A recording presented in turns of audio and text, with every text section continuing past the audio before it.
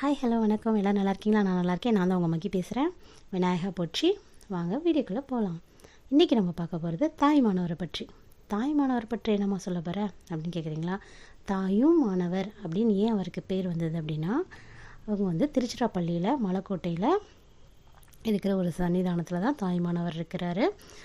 அவர் வந்து ஏன் தாயுமானவர் என்று அழைக்கப்படுகிறார் அப்படின்னா, அவருக்கு வந்து ஒரு சிறந்த பக்தை ஒருத்தி இருந்திருக்காங்க. அவங்க வந்து அந்த காலத்தில் சிவனை தரிசிக்கிறதுக்காக தினமும் வருவாங்களாம். அவங்க வந்து மாதமாக இருந்திருக்கிறாங்க. அதோடையுமே வந்து சாமியை பார்த்துட்டு சாமி கும்பிட்டுட்டு போயிருக்காங்க.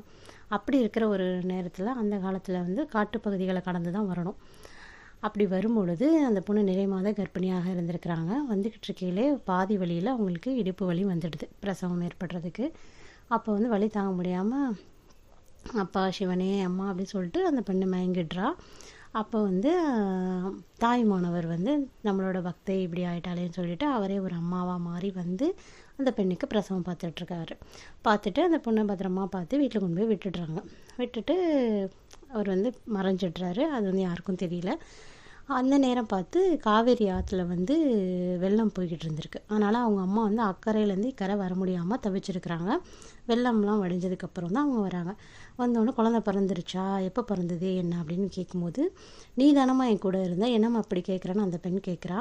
நான் இப்போ தானம்மா வரேன், நான் எப்போம்மா உன் கூட இருந்தேன், அப்போ என் கூட வந்தது யார், அப்போ எனக்கு பிரசவம் பார்த்தது யார் அப்படின்னு பார்த்தா அதான் தாயுமானவர் அப்படின்னு சொன்னால தாயும் மாணவர் அப்படின்னு சொல்லி அவரை சொல்கிறது.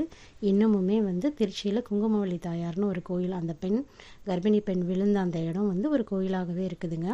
அங்கே அந்த கதை போட்டிருப்பாங்க. ஸோ மாதமாக இருக்காங்க எல்லாருமே வந்து அந்த தாயுமானவர் சன்னதியில் அவங்க போக முடியாது, மலை ஏறி மாதமாக இருக்கவங்க அவங்க ரிலேட்டிவ்ஸ் யாராவது போயிட்டு அங்கே இந்த மாதிரி ப்ரெக்னெண்ட்டாக இருக்காங்க அப்படின்னு சொன்னால் அங்கே ஒரு லேகியம் ஒன்று கொடுப்பாங்க, ஒரு ஸ்லோகம் ஒன்று தருவாங்க.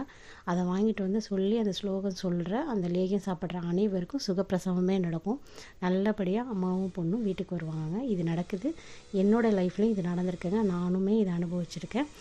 இனிமேல் யாராவது உங்களுக்கு தெரிஞ்சவங்க இருந்தாங்களோ இல்லை நீங்களே வந்து ப்ரெக்னென்ட் ஆனாலும் இதை கண்டிப்பாக ஃபாலோ பண்ணுங்கள். நல்லதே நடக்கும். தாயுமானவரே போற்றி.